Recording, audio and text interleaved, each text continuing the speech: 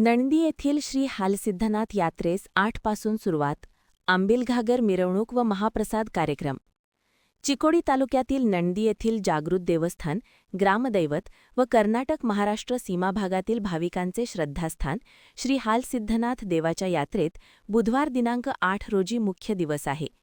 पहाटे दंडवत सेवा व दुपारी 12 वाजता आंबिलघागर मिरवणूक व श्रीमंत सरकार अजितसिंह निंबाळकर यांच्या हस्ते देवाचे धार्मिक विधी, त्यानंतर महाप्रसादाचे आयोजन करण्यात येणार आहे.